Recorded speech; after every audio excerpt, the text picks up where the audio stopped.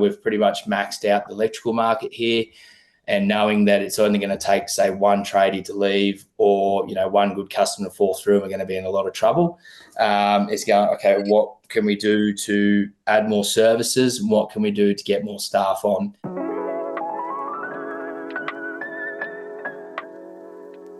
Initial thoughts was more services that we can offer in-house. So originally, I've just finishing my diploma of fire systems designs at the moment, and we've moved into the fire industry or fire protection industry. So doing a lot of training and onboarding with my staff. And then I was initially looking at moving into air conditioning and really having a hard think about, okay, what am I going to have to do to get the aircon section of this business rolling? Is I'm going to have to try find a superstar that knows the industry.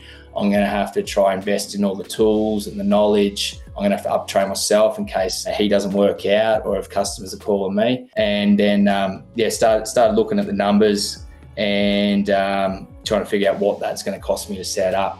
I was talking to a local legend, done a lot of projects with him. So he owned the big aircon refrigeration company in town.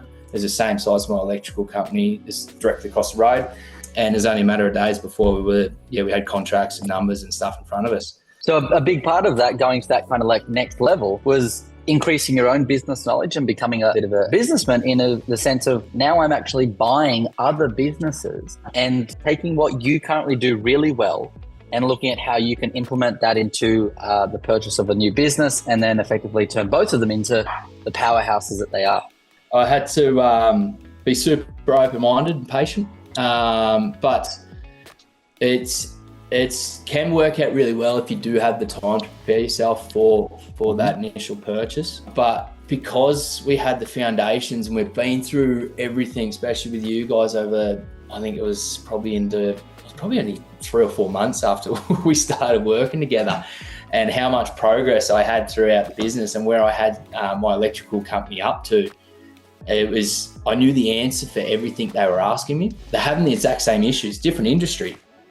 Everything was the exact same in terms of the cogs I was talking about. You got job notes, you got your scheduling, you got your quoting, you got your invoicing, you've got the systems and processes, you've got the efficiencies, you've got internal communications.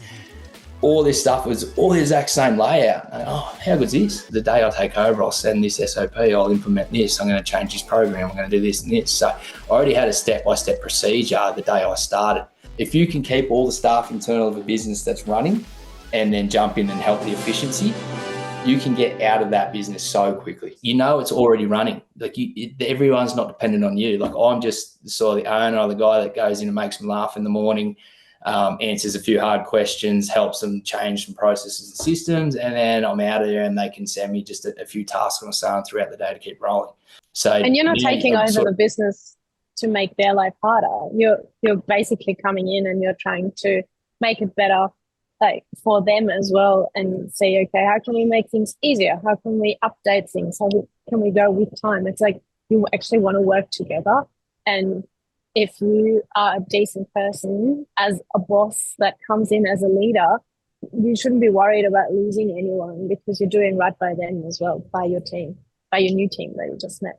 You couldn't have said it better. That's exactly right. Like if you're coming in and people already working there and, not that it was bad conditions, but, people already working there and everything's rolling and all you're doing is improving their life, improving their pay rate, improving how easy things can run.